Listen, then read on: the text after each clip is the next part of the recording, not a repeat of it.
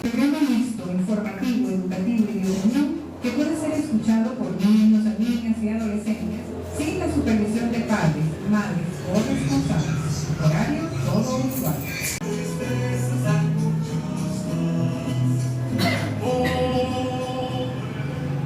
Bueno, saludos amigas y amigos de la comunicación alternativa y popular.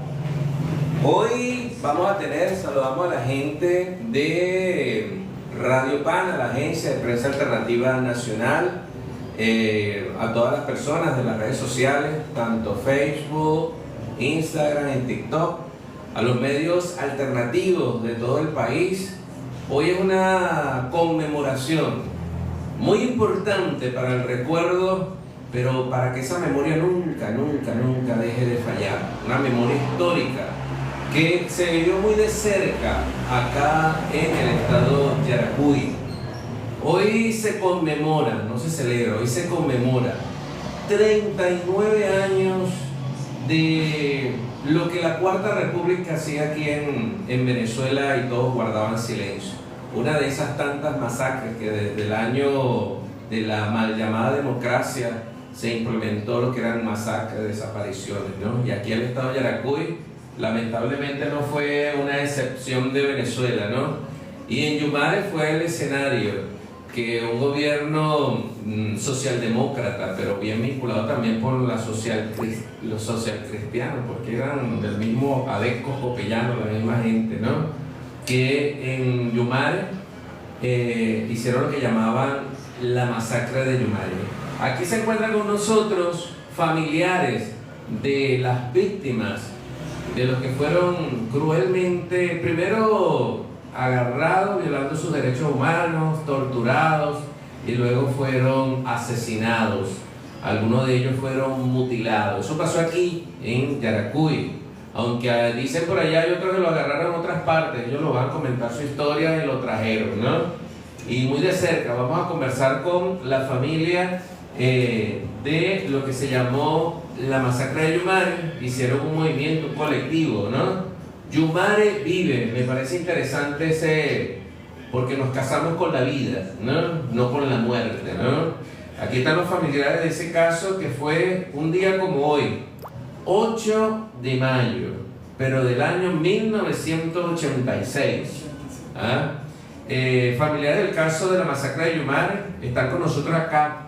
Para nosotros es un honor recibir, lo estuvimos conversando con ustedes, lo vamos a plantear esta mañana en un acto de la presentación del gobierno, ¿no? Del plan de gobierno.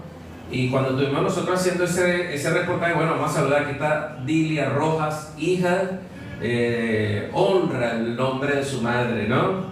Conocimos a tu hermana también, la negra Rojas, ¿no? Daniel Romero Madrid, también es familiar, uno de los que murió era... es tu hermano. Sí, ¿cómo es que se...? Daniel. Mi hermano se llamaba Simón Romero. Simón Madrid. Antonio Vázquez, María Vázquez, Iván Aparicio. Tengo la historia, lo comentamos en un programa anterior, de que, bueno, no estaba anotado, ¿no? Pero estaba invitado. No estaba invitado a esa reunión del Comité Yumare Vive a 39 años de la masacre. Pero aquí falta gente, porque hay más gente que no anotaron aquí. Bienvenido, compañero Daniel Romero Madrid, pero vamos primero a darle a la dama, ¿no?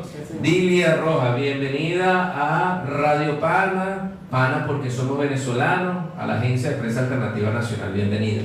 Buenas tardes y saludos solidarios y revolucionarios a todos los que escuchan y a todos los presentes. Hoy conmemoramos 39 años de la masacre de Yumare, la lucha contra la impunidad que hemos llevado esta bandera a todos los familiares, amigos, han llegado al caso, de verdad, no ha sido fácil porque nos ha tocado duro, de verdad, marcamos un precedente histórico, ¿no?, en todo lo que es violaciones de los derechos humanos, porque somos los únicos que hemos llevado esto a una parte jurídica.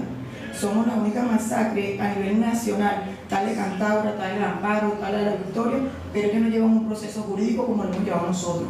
Hasta ahora llevamos 3 presos, varios detenidos, varios imputados. Lo que sí que fue imputado acá en nuestro estado de Yaracuy, eso lo sabemos todos, huyó porque por el caso de Yumare. Pudo haber dicho la otra gente que se fue por X, por Y, pero huyó únicamente porque tenía que rendir justicia por la masacre de Yumare. Entonces nosotros somos pioneros acá en el Estado venezolano en la lucha contra la impunidad. Aparte de ello, hemos marcado un precedente histórico y hemos dejado eso en los pensos de estudio de educación básica, de educación media, de educación diversificada, porque peleamos eso en la Asamblea Nacional, en el hemiciclo de la Asamblea, familiares y amigos del cuartel de la montaña, familiares del capitán Navío, varias agrupaciones de los familiares de los 60, 70, 80 se unieron con nosotros en esa lucha. Dilia, hace 39 años, ¿qué edad tenías tú? 8 años. Tú tenías 8 años, esto es bueno destacarlo, ¿no? Difícilmente recordarás a tu mamá, difícilmente, ¿no? Aunque la mujer tiene mejor memoria, tiene memoria histórica, y si no, pórtensele mal el marido para que vean que le recuerda todo, ¿no? Pero, tú recuerdas algo de tu mamá, porque ella es hija de Dilia Roja, una de las que fue vilmente asesinada, pero ella fue torturada y fue mutilada, y ella dejó a una niña 8 años. ¿Recuerdas algo de tu mamá? Claro, camarada, mira, mi familia viene de una trayectoria revolucionaria. Mi padre, Edmundo Hernández, muere en la masacre de la Victoria. Mi mamá estaba embarazada de mí en esa época. Las represiones políticas del Estado venezolano le permitieron exigir asilo político en La Habana, Cuba. Ella se traslada hasta allá con un grupo de camaradas para solicitar ese asilo político. Cuando comienza la represión, y aquí ya dijo que el Estado ya estaba pacificado, solicitó venir nuevamente a Venezuela en el año 79. Imagínate, yo tendría como 4 o 5 años cuando ella regresa con nuestro camarada Luis Madrid. Nosotros le decíamos el tío Martín. Bueno, ellos regresaron, yo me recuerdo, yo estaba estudiando el primer nivel de preescolar. Ellos llegaron en un carro rojo. Bueno, ahí nos tuvimos que mudar de diferentes estados porque la persecución política con los verdaderos revolucionarios de la época. En el momento de la masacre, ellos tenían una casa en San Pablo. Nosotros estábamos viviendo allí cuando la masacre. Nos llega la noticia de la masacre, pues nosotros nos llevan para una casa de un familiar, mi hermano Alberto y mi tía Elizabeth Rojas, junto con mi tío Dimas Rodríguez y varios familiares, fueron a reclamar el cadáver de mi mamá, pero la gran mayoría fueron detenidos. Eran presos, mi tío Ciro, el esposo de mi tía Mila aquí presente, se lo llevaron y entraban en las casas arbitrariamente. Por eso da con mucho dolor e indignación con los jóvenes nuestros que no conocen su historia. Entonces dicen que ahorita en estos momentos nosotros tenemos violaciones de los derechos humanos. Cuando no saben lo que es persecuciones, no saben lo que es allanamiento, están mudándose de un sitio a otro por temor a ser reprimido por los cuerpos represivos del Estado. Y ellos llamaban eso democracia.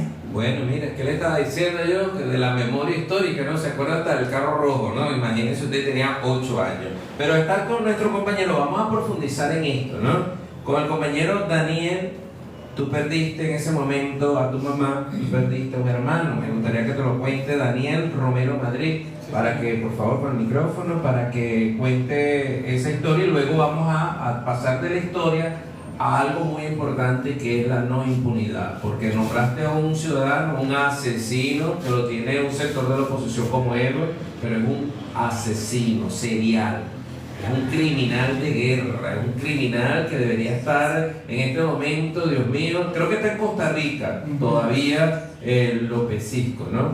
Un criminal, un asesino. Bienvenido, hermano, a Radio Pana.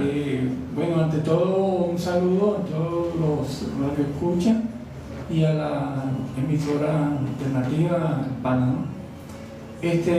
Yo soy Daniel Alberto Romero Madrid, hermano de uno de los caídos. Fueron 9 asesinados, que se llamaba Simón Romero Madrid. Él tendría alrededor de 28 años. Y cabe destacar que la mayoría de los compañeros, los 9 compañeros asesinados, eran jóvenes. Eso es importante para la juventud de hoy. Tenían de 32 años para abajo. El único mayor era Green, que tenía creo que 42. O sea que era la juventud que en aquel momento, en la década de los 80, sobre todo 86, 85, porque ese movimiento se comenzó a generar en 1981 y fue asesinado en el 86.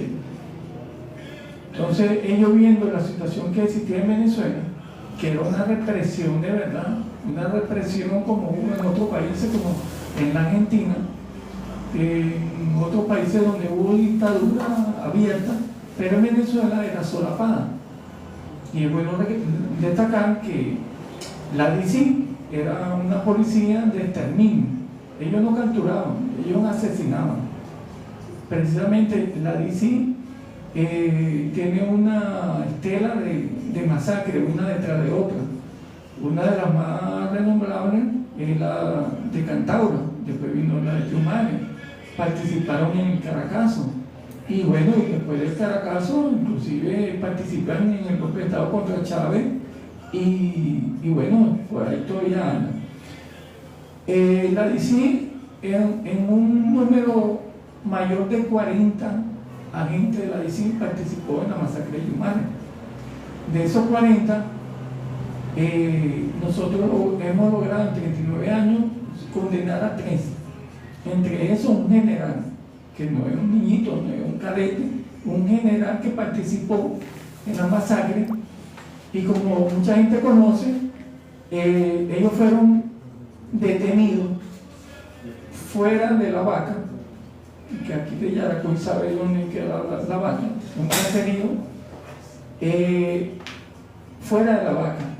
Lo torturan, lo detienen primeramente, lo torturan y ya prácticamente muerto lo llevan a La Vaca simulando un enfrentamiento. Y ahí lo terminan de rematar, pues, para que no quedara evidencia. Entonces todos los camaradas asesinados tuvieron un promedio de entre 9 y 6 balas en el cráneo, de la parte de atrás hacia adelante.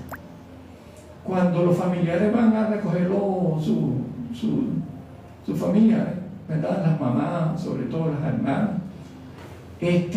se dan cuenta de que estaban totalmente torturados, desfigurados, y tenían tiro que las balas de salida, por supuesto, era por la cara, entonces le salieron por los ojos, por la boca, por los cachetes, ¿verdad? Y el compañero de apellido Caicedo, a él le dieron 9 tiros en el cráneo y uno se le incrustó en la cadera. El año pasado, durante todo el año pasado, se detuvo a uno de los partícipes de la DICI y se le hizo un juicio. Durante ese juicio, bueno, se fueron evacuando todas las pruebas. Como la gente debe conocer también, años después de la masacre de Yumare, nosotros logramos que se le hicieran exhumaciones y esas pruebas se fueron evacuando una a una. Prueba balística, prueba antropológica, prueba odontológica, completamente, pues. Y ahí se evidenciaron otras cosas que en el primer momento no se evidenció porque los cuerpos estaban enteros. Entre esas pruebas está que todos tenían fractura de la cadera. La cadera, como mucha gente debe conocer también, es el hueso más fuerte que tiene el ser humano. Entonces, para tener fractura en la cadera, inclusive la compañera Lilia Roja, tuvieron que colgarlo y darle con un bate. Pero no contento con eso, ellos tenían fractura en las piernas, en los brazos, en la cabeza, en diferentes partes del cuerpo. Y además de los disparos directos en el cráneo, tenían disparos en diferentes partes del cuerpo. Es bueno resaltar eso porque esas pruebas se evacuaron el año pasado, al final del año pasado, frente al criminal, podemos decir así, el criminal, Germán Berman José Vela. Qué bueno decirlo porque bueno, estamos en un proceso revolucionario, pero todavía hay vicios y todavía están infiltrados. Entonces, a la hora cuando se detuvo a Berman, pertenecía a una policía nacional y él estaba solicitado por los tribunales. Entonces hay irregularidades que también nos han tocado, ¿cómo se llama?, afrontar. Entonces, un poquito para terminar este pedacito, en ese juicio, después de 39 años, el juez, viendo la cantidad de pruebas que había en contra de Berman, la condena, fue condenado a 17 años y 4 meses de prisión. Las pruebas eran tan contundentes que no tuvo más remedio que condenarlo. Digo esto porque al comienzo, en el año 86, como salió en toda la prensa nacional y de Yaracuy, se dijo que era un enfrentamiento de unos supuestos guerrilleros con la policía. Y ese cuento o esa narrativa se mantuvo durante años. Y poco a poco los familiares fuimos desmintiendo eso desde el primer día hasta hoy, desmintiendo que eso no fue así, con pruebas, después que se hicieron las exhumaciones. Nosotros tenemos testigos, más de 50 testigos, que lo conocieron a ellos, lo vieron los días antes, el día 6, el día 7, el día 8. Por lo menos diría, es bueno recordar que fue la primera detenida. Ella la detienen 2 días antes de la masacre. Entonces no es posible que esté detenida y esté en un campo guerrillero. Ahí se le desmontó la mentira, pero eso no fue fácil. Fueron 39 años de allanamiento, de persecuciones, de maltrato. Inclusive hay otro compañero de apellido Macarón que lo mataron después de la masacre posterior. Y así, bueno, pues fueron 38 hasta que llegó Chávez. Bueno, y Chávez, comandante Chávez, presidente, nosotros le hicimos llegar una carta y poco a poco, bueno, él se fue dando cuenta y prácticamente mandó a que se reabriera el caso por los tribunales. Y esto no ha sido fácil, nos lo han regalado. Nosotros en el año fue, creo, 2003, 2005, que se reabrió el caso y ya por los tribunales comenzamos todo este proceso de hacer justicia, pues. Bueno, aquí me ayudaron los compañeros de la lista, porque no hay que olvidarlo, aquí están los 9 fallecidos, ¿no? Asesinados, torturados, por lo que llamaban la Venezuela democrática, ¿no? De esa Venezuela que hay un grupo todavía por allí que dice que antes estábamos bien, ¿no? Pero nosotros no lo sabíamos. Vamos a honrar la memoria hoy, tal día como hoy, aquí en Radio Pan, en la agencia de prensa alternativa, de Simón Madrid, Lilia Rojas, Luis Guzmán Green, Pedro Jiménez, Rafael Quevedo Infante, Ronald Murao, José Rosendo Silva, Alfredo Caicedo y Nelson Castellano Díaz. Honramos la memoria de estos compatriotas que tenían un sueño, ¿no? Tenían un sueño y bueno, inspiraron. Ellos físicamente no lo pudieron hacer, pero han inspirado a otros a construir ese sueño, ¿no? En este caso, hablamos de 39 años, año 86. ¿Sabes que también yo recuerdo solamente, porque en ese año 86 el estado de Yaracuy era casi que no existía en Venezuela? Es decir, muy poco, la gente, algo en Yaracuy, nada, eso no existía. Monte y Culebra, decían los caraqueños, bueno, tú eres caraqueño, ¿no? Monte y Culebra para allá, y otros decían Yaracuy era, bueno, te agarras esa carretera y donde empieza a llover, ahí es Yaracuy. Pero entonces a mí me quedó la imagen grabado, creo que decía, lo vi en un canal, Radio Caracas Televisión, y una figurita como última hora, extra, como que decía, yo lo recuerdo, hacía algo así, extra, Yumare, Yaracuy, extra. Nosotros nos quedamos y vimos eso, ¿no? guerrilleros, la imagen que me acuerdo, guerrilleros, enfrentamientos, fueron inclusive, creo que decían, si mal no recuerdo, cuando entrevistaban vino hasta al ministro de Interior y Justicia, creo que vino a Yaracuy, no recuerdo, el ADECO, no recuerdo, vino para acá.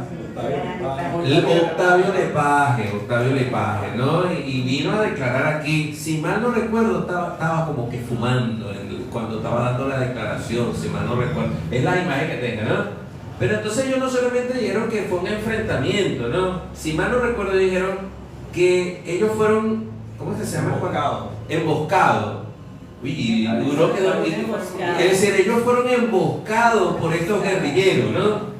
Oye, pero tremendo, nadie se preguntó ni en los medios de comunicación, óyeme, pero una emboscada es que te agarran de sorpresa, ¿verdad? Pero todo el que te hace la sorpresa muere y los que quedaron emboscados quedaron todos libres, ¿no? Así, creo que el único que tuvo una autoherida fue López Cisco, ¿no? Entonces yo vengo a emboscarte, pero tú me matas a mí, el sorprendido soy yo. Y ningún medio de comunicación se preguntó nada sobre eso, sino que eso lo dice el Estado y bueno, eso es, ¿no? ¿Cómo va el caso? Bueno, López Cisco yendo a la justicia. López Cisco. Hablamos que eran cuántos participaron en esa masacre, ¿cuántas personas? Por lo menos 40. 40, de los cuales hay 3 juzgados.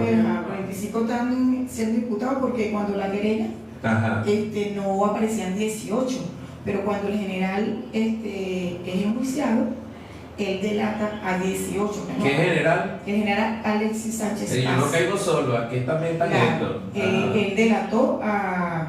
¿Y ese general dónde está? Ese general está en Maracay, en El Limón, y tiene casa por casa porque delató a 18 y le dieron por beneficio 13 años, ¿verdad? Pero casa por cárcel. Pero sí, nosotros decimos ahorita, ¿verdad? Después de 39 años... ¿Cómo se llama? Porque es que... eso yo no lo entiendo, yo no comprendo eso, me van a disculpar. No tuvo ni un año preso.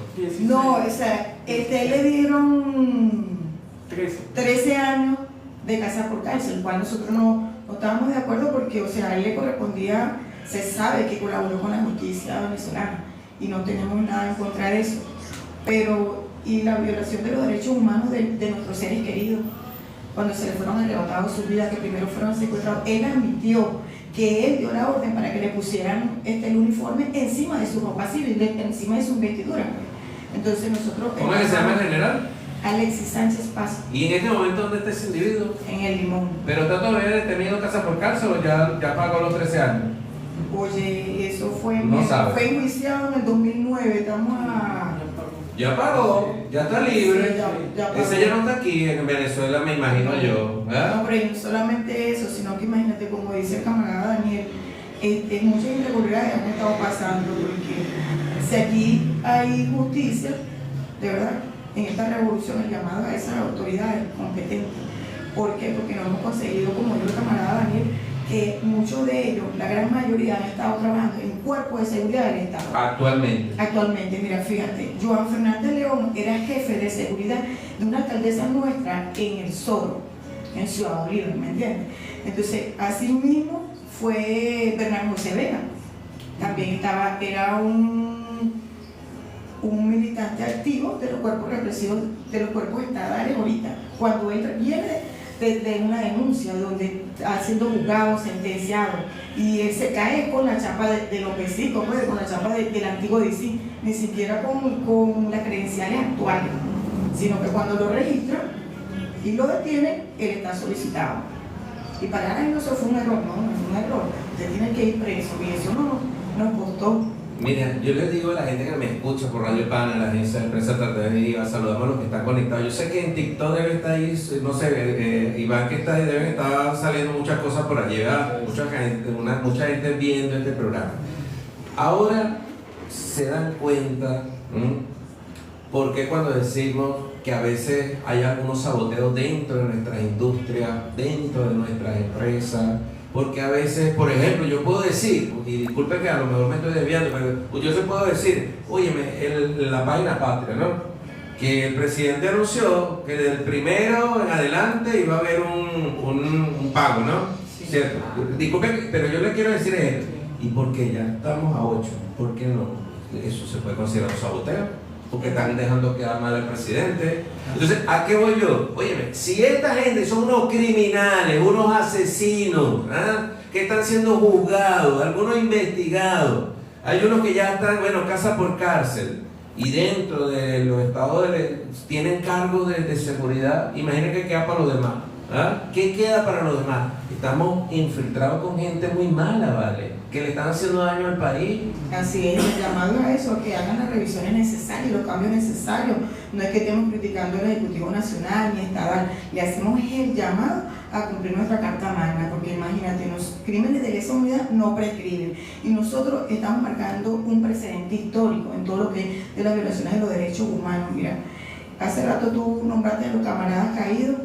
Hoy, como buena poeta, le rindo este homenaje con esta poesía que se titula Yumare Vive, y dice así: sucedió en el Cerro del Tigre, a orillas de una quebrada, que a un grupo de hombres libres los matan a golpes, a tiros y a puñaladas. Estos viles de asesinos, mercenarios de a cuartillo, no tuvieron compasión, matándole la ilusión, pero nunca el heroísmo. La lucha que ellos emprendieron debe ser nuestro deber. Viva la revolución y luchar hasta vencer. Tal vez un 8 de mayo se sucedan muchos más, pero nunca matarán. Las ideas de Bolívar por siempre resonarán. Aquellos perros traidores que vendieron a estos héroes, temblad de miedo cobarde, porque llegará el momento donde paguen por sus vidas. Será nuestro juramento. Villarroja está presente, desde Falcón hasta el Llano, Yaracuy con mis paisanos, donde caíste abatida por una bala asesina de un criminal con cuerda, de esos que no valen nada comparados con la mierda. Cerro Azul tiene leyenda y yo se las cuento aquí. Lionel y Mario Petit lucharon con gran fervor, peleando solamente por una patria mejor. Se dice que Saúl Vázquez también pasó por allí y sus huellas llevo aquí dentro de mi corazón. Algún día nos vengaremos cuando el pueblo se levante y todos unidos a un mismo son despertaremos a Bolívar, nuestro gran libertador. Yumare vive y la lucha sigue. La lucha sigue. Ustedes saben, bueno, maravilloso. Ustedes ya entendemos las razones con por qué el sionismo en la actualidad dice que no solamente asesina a los palestinos, al adulto, al hombre, ¿no? Ellos están asesinando a niños, a los niños, porque ellos dicen, no, es que hay que matar a los niños también, porque ahí está la semilla, y entonces hay que matarlo desde el principio, pero mientras esté vivo Plumari, mientras esté vivos sus familiares y amigos, y también algunos que se han enamorado de la idea de la justicia, bueno, esos culpables seguirán siendo buscados y esperamos que paguen. Tú sabes que para que hable el compañero Daniel, ¿no? Tú sabes que cuando yo llegué, le estaba contando, voy ahí a la cancha cubierta, ¿no? Yo estaba ahí recorriendo las cosas allí, ¿no? Inmediatamente yo vi un aviso viejito y todo estaba de la campaña, pero había un cartel viejito, ¿no? Con unos rostros, y de una vez yo era Yumare vive, ¿no? Y lo primero que hice yo, entonces pregunté, ¿dónde están? ¿Dónde están los que colocaron allí? Estaba buscando, desde que entrevistarlos, pues.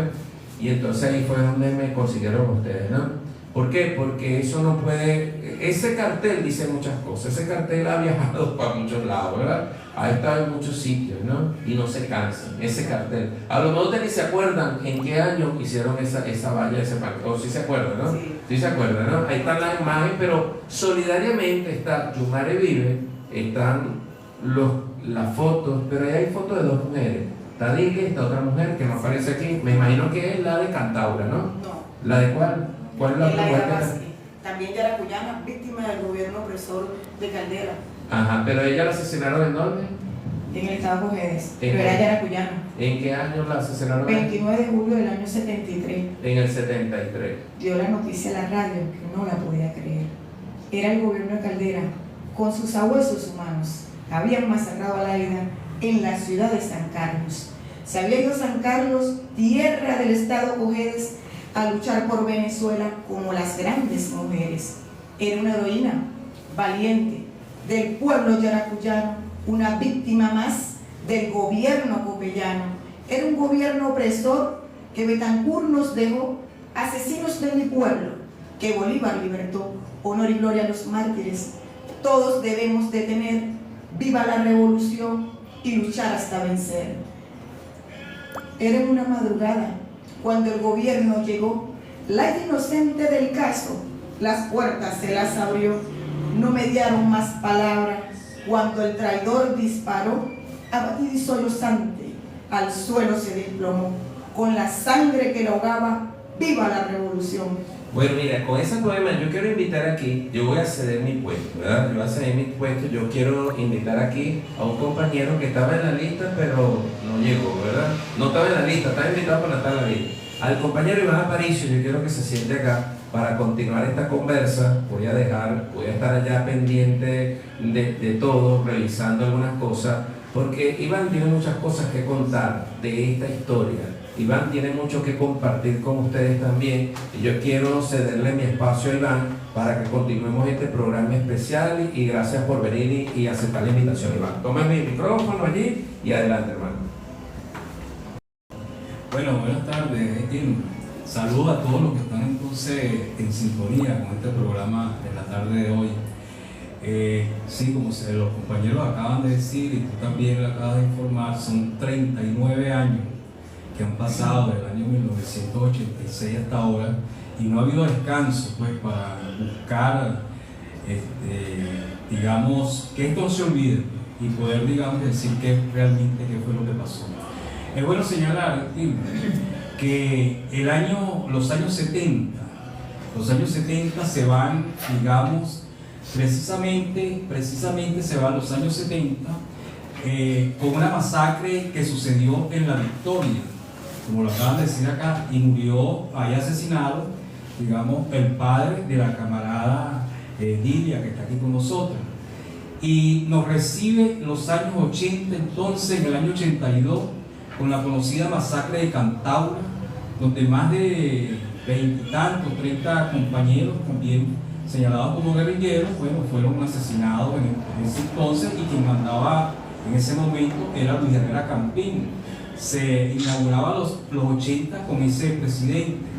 Posteriormente, 4 años después, el 86, sucede la masacre de Yumare, y también en esos años se da la masacre del Amparo. O sea que finales del siglo XX es donde la represión en este país, los cuerpos represivos de este país debían, digamos, mostrarle a la gente, mostrar bajo los presupuestos que ellos pedían para poder existir, que aquí había grupos armados y que había que aniquilarlos como tenía que ser, porque eran órdenes imperiales, eran órdenes de los Estados Unidos, del gobierno norteamericano, de la Casa de las Américas, entonces de la Academia de las Américas. ¿Qué sucede? También eso es bueno señalar la historia de lo que pasó en esos años 80.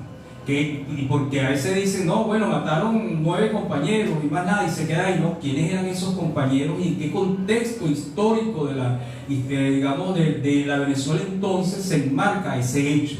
Eso es bueno analizarlo, eso es parte del estudio y parte del análisis y la discusión que nosotros venimos dando hace mucho tiempo, y donde los compañeros pertenecían, estaban insertados en un movimiento que se denominaba la corriente histórico-social, que era precisamente volver, ir, digamos, al origen de nuestra historia rebelde, y llevarla, digamos, por los caminos de la nueva emancipación, que es precisamente en el movimiento bolivariano, donde aparece nuestro comandante eterno Hugo Chávez, donde se le da, digamos, él, digamos, le da realmente fuerza y la convierte en realidad.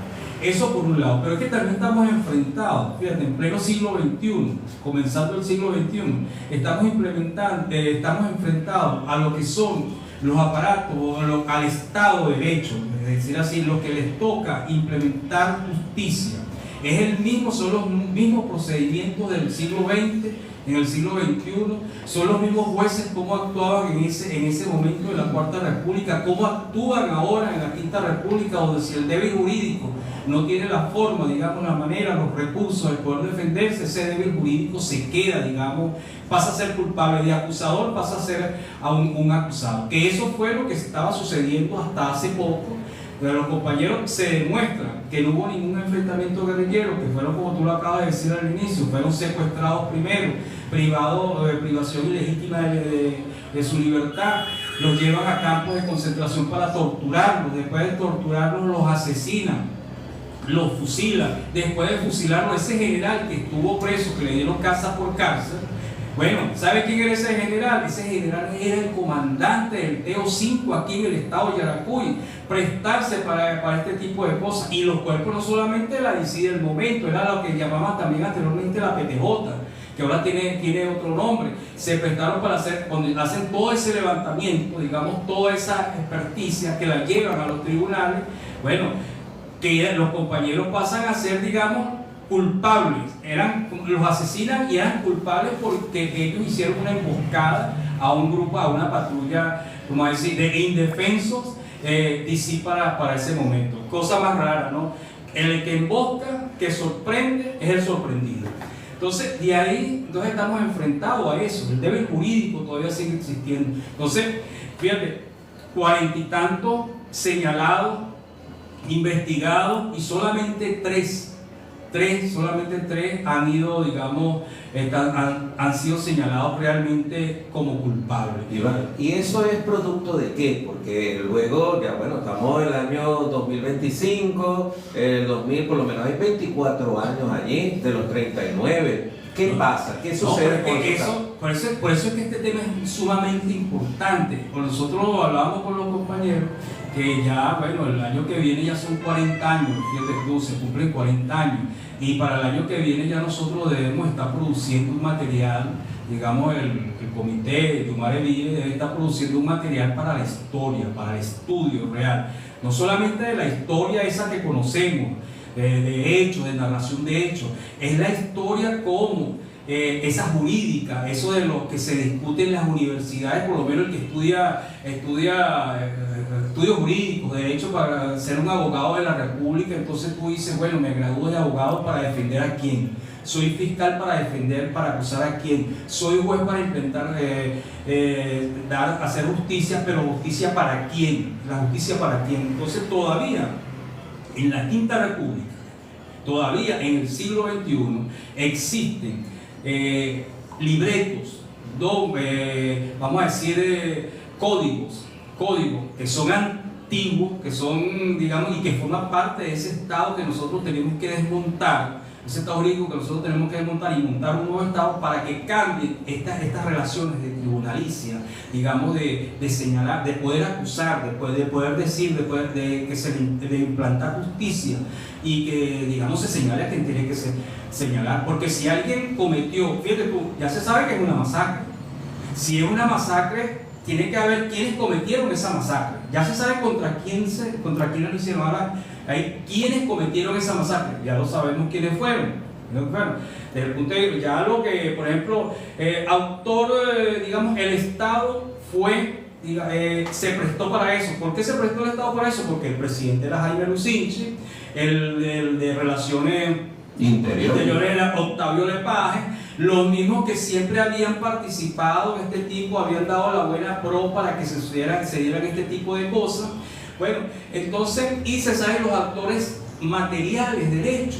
Los actores materiales, bueno, Lópezito, que está en Costa Rica, se dice que está en Costa Rica, es que él se vaya aquí, como dice la compañera, no porque participó en golpe de Estado como tal, y que es cierto, el ataque a la embajada cubana, sino es que él fue el autor, uno de los autores materiales de esto, y estuvo hasta hace poco. El Lópezito fue cuando el gobernador del Zulia, en su primer mandato, él era el jefe de seguridad en el estado Zulia, y siguió por ahí muy tranquilo. Y luego fue dirigente de la oposición, sí, y lo defendía. Bueno, ¿Quién podía hablar mal de tú ibas a un cuerpo de seguridad a decir López Cisco es un asesino, es esto y aquello, cuidado, porque estás hablando, como yo decía, de mi comisario López Cisco.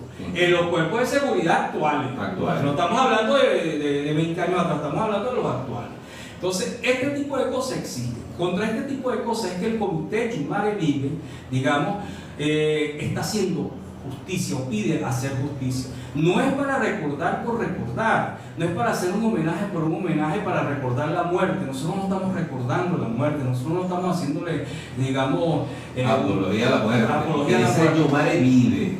Vive. Entonces, la única cosa para que ellos puedan seguir viviendo y que lo queremos que se pueda transmitir de generación en generación, como decía la compañera, es que en los centros de estudio, en el pensum de estudio, tanto en lo primaria, liceo, universitaria, en esos libros aparezcan esta historia. Y en los centros, en los estudios jurídicos de ese derecho que también ha sido pisoteado, porque el derecho internacional, bueno, pisoteado. Ahí vemos lo que pasa a nivel internacional, que si la Corte Internacional de Justicia, que tal, no han aplicado justicia, no aplican, acusan a quien tiene que acusar menos, a quien no tiene que acusar, y al que tiene que acusar no lo acusan como tal. Se violan los derechos humanos, como, bueno, en el caso de Palestina, los compañeros de Palestina, en muchos países, cómo se violan los derechos y nadie dice nada de esas grandes cortes. Y a nivel local, a nivel nacional, nosotros tenemos que seguir insistiendo.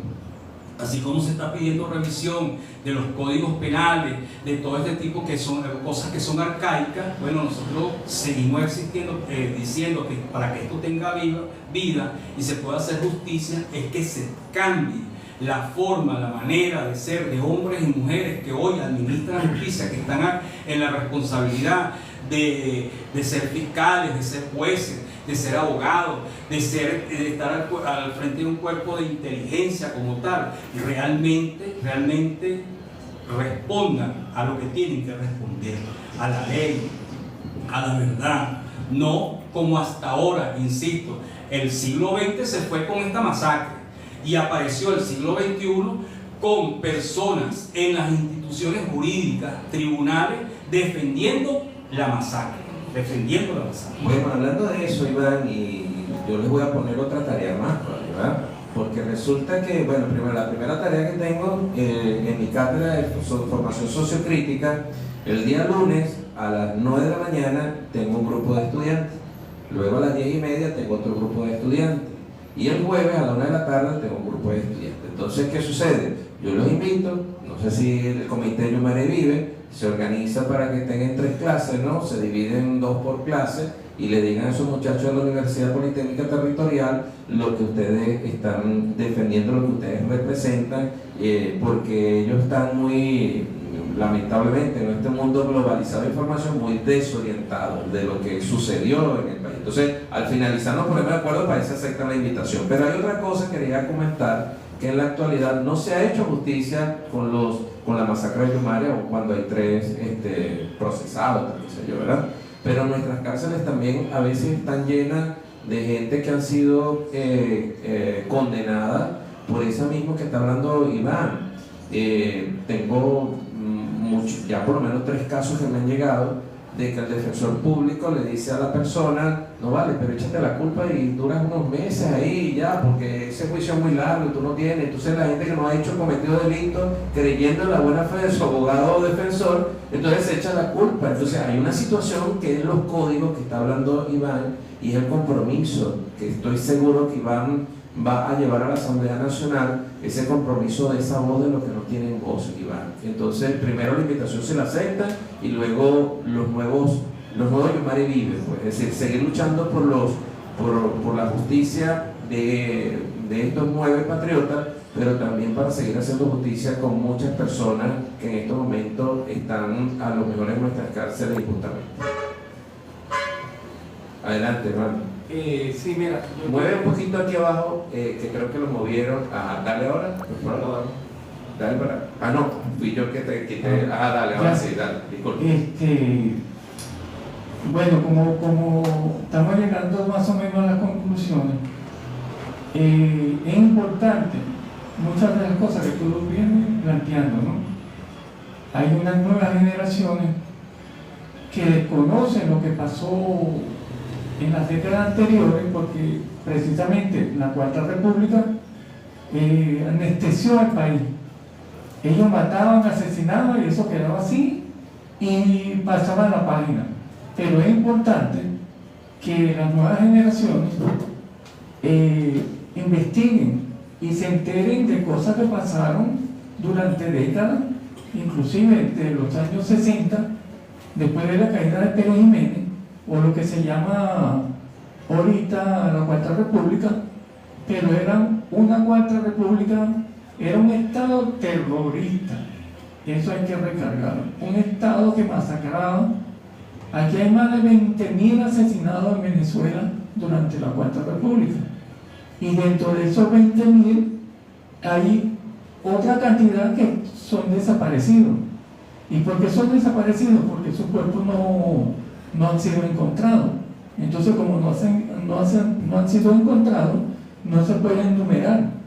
Pero hay una cantidad de desaparecidos, además de la masacre. Entonces, volviendo a la historia, fíjense que es importante conocer las raíces de esos 9 camaradas y otros tantos que lograron salvarse, ¿verdad? Conocer su historia. Y mucha gente nos preguntaba, inclusive de todo rango, hasta diputados, jueces, el común del pueblo. Siempre se quedó esa pregunta: ¿por qué los mataron a ellos? Usted es periodista, me quitó la pregunta. Ajá. ¿Por qué mataron a los 9? Exactamente. Entonces, muchos dicen, no, ese era un grupo de muchachos que se dedicaban a hacer sancocho. No era un grupo de muchachos locos que hacían sancocho. Todos los compañeros que mataron eran grandes dirigentes, habían poetas, había por lo menos Dilia, era una heroína, pero era una militante social, que hoy inclusive hoy lo decía el candidato, hay que trabajar con las comunidades. Ella tuvo trabajo social aquí en Yaracuy, en Coro y en Valencia. Era una dirigente. Gris también era un dirigente que venía del Partido Comunista originario y de un grupo donde militó Fabricio Ojeda, que se llamó la FARC, ¿verdad? Ronald Morao era de la Dirección Nacional de la Liga Socialista, donde militó nuestro presidente Nicolás Maduro. O sea, si Ronald Morao estuviera vivo, fuera presidente, porque Nicolás Maduro prácticamente era subalterno. Ese era Ronald Morao. Quevedo Infante era poeta, era dirigente del pedagógico, y así sucesivamente. Por lo menos mi hermano era cantante popular de la época de Ali I, cantó con Ali I. O sea, cada uno tenía una personalidad y tenía un acervo cultural, político, ideológico. Por eso los matan. Ahora, como decía con el camarada Iván, ellos lograron conformar un proyecto que llamaron Corriente Histórica Social. Fíjense, eran 3 palabras. Era una corriente porque, como los ríos, la gente se iba sumando. Histórica porque era un proceso histórico. Y social porque tenía que ser con las comunidades. Entonces, precisamente la DC, que hay que señalar que infiltró al grupo con 2 hermanos que se llamaron, o se llaman, Norberto y Alirio Rabanales, todavía andan en Venezuela, son prófugos de la justicia, se infiltraron en el grupo y llevaron a este grupo, ellos fueron que emboscaron a los camaradas. Entonces lo llevaron bajo engaño a una reunión, y en esta reunión lo detienen, lo torturan y después lo matan, ¿verdad? Pero otra cosa que tenemos que señalar, que de la masacre hubo 6 sobrevivientes que lograron escapar, porque ellos dividen el grupo en 2. Vamos a decir, el grupo 1 es el que asesina, y el grupo 2 es el que iban a asesinar después.